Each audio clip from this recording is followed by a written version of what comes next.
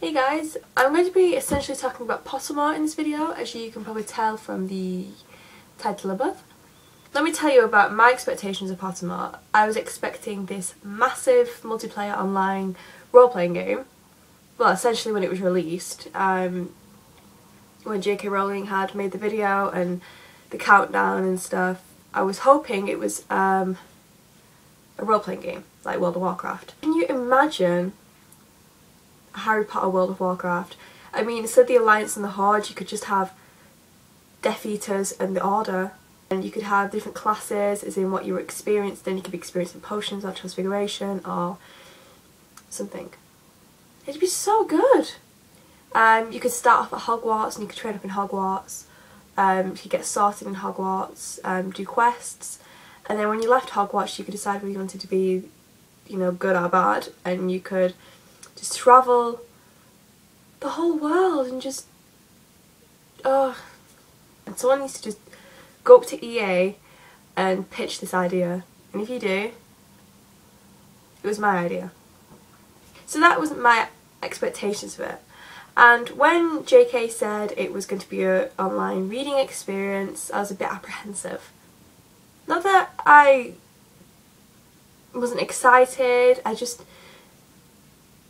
why a reading experience? I mean, is it not just, you know, okay for people to pick up the books and read the books? Are people just not capable of reading the books? I just don't like the idea of going through each book, finding things and whatnot. I don't know, it seems a bit boring to me. But I signed up on day one of the Magical Quill registration. It was really exciting though, because I didn't have my laptop with me, and I'd seen it on Twitter, so I'd gone onto the Pottermore website, and then when it took me to the Sony website and you had to click the quill, I couldn't do that on my iPod, so I had to run downstairs and get my laptop, and then it was really hectic. But it was so exciting when I got my verification email at 9:20 that morning, so I was like one of the first people to have received it. And I kept thinking, like, by day 3, when basically the whole of my Twitter timeline had said I registered for Pottermore, I kept thinking, well, you can't do 7 days of this. There isn't enough. I bet more than 1 million people signed up by day 4, but it lasted for 7 days. So when the Magical Quill week-long challenge had finished, there was lots of rumours on Twitter about people who'd registered on day 1 were going to be on Pottermore by these certain dates, and the people who registered on day 2 were going to be in Pottermore on these certain dates. So I was really excited for it. I actually got on Pottermore about 2 weeks after people on Tumblr started getting on Pottermore. Now these people on Tumblr were saying that they had registered on day 7 and they'd got on first, and people were getting really pissed off about it. And I was just like, calm down. These people have not been in Pottermore, and if they have, they wouldn't have been registered on day 7. Because that's just not fair. But yeah, I got on Pottermore like 2 weeks later. It was a good day. And I was so nervous. I mean, I actually had butterflies when I logged in and started through the story. And it was actually quite fun, collecting things and reading about stuff, but I think it got quite tedious when you could see the same characters popping up on the side, like Hermione Granger and Ron Weasley, and when you clicked on them, there was no new information, it was just information you already knew, which I don't really want to see. I just want to see additional information, like the information on McGonagall and Quirrell. I think that was quite good information. I don't really want to see just really boring information like Hermione Granger is a muggle-born witch and she has bushy hair. It's like, I already knew that. I have read the books. But that aside, I think it was okay. When I filled in the beta form, I didn't really give it that much credit. I think I was a little bit disappointed. Because I was. I mean, even when I registered, you couldn't even pick your own username, and I know that's whole, like, privacy and stuff, but I can't imagine 6-year-olds going on Pottermore, to be honest.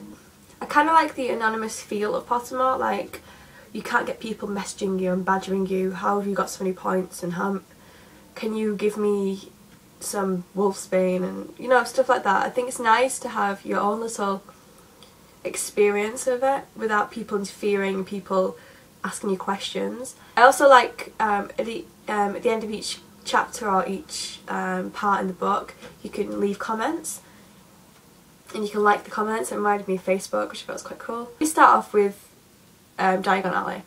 Now I picked my cat, it's just a little, is it ginger cat? It might be a ginger cat or it might be a brown cat. It's like a brown cat anyway. I actually thought you could name it and I was really good that I couldn't name it. I wanted to name it Severus. I suppose if I was naming it Severus I should have got a black cat, shouldn't I? But I thought the black cat would be a bit too generic for a witch, so I went for a brown cat. So after you buy your owl or your cat or whatever, you go buy your books and your ingredients for your potions and your cauldrons and scales and stuff. I didn't even look on the second page of the equipment one. I didn't buy the Remember All, otherwise I would have bought it, but you actually get it free later on in the game, so that saves you quite a bit of money. And then it's wand time. The best parts I found was getting your wand. It asks you some questions so it can choose the wand for you. It also asked me how tall I was. Like, are you small for your age? Are you average for your age? Are you tall for your age? Now, I'm sure as an 18-year-old going on 19, I'm fully grown now. So I'm not going to be tall for my age because I'm not 12. If I was 12 and I was this height, I'd be tall for my age, if you get my drift. I'm 5'7.5". The half does make all the difference. So I'm not average, because average woman in the UK is about 5'3", right? So I'm not average. I would not say I'm tall because I'm not like 5'9" or 6 foot. So I put tall. And it gave me a 14¼ inch wand. As I mentioned in my other video, it is longer than Voldemort's wand. The wood is larch. Larch. I've never even heard of larch. I can't remember what it actually said about the properties of the wand. It's got a unicorn hair, which I was really good about because unicorn hair is one of the cores that won't turn to the dark arts easily. So I was really hoping for dragon heartstring. But my wand was done and I was really excited about my wand. And then you get to Hogwarts and then it's the sorting ceremony. Ooh! This was the most nerve-wracking thing I've ever done. Like, it was more nerve-wracking than going to get my A-level results. And that was nerve-wracking. So let me tell you what house I'm in. Da, da, da, da, da, da, da, da. Look! This is my house. So let me just hold this up for the duration of the video. I'm in Slytherin! Which I'm so happy about because obviously I love Slytherin. The questions were really obscure, so it wasn't easy to sway your answers to the house you want to get into. And I was so excited about it. So yeah, Slytherin. I might actually wear this. There we go.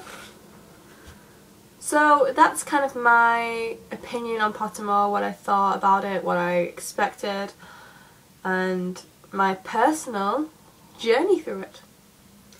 So yeah, thank you for watching.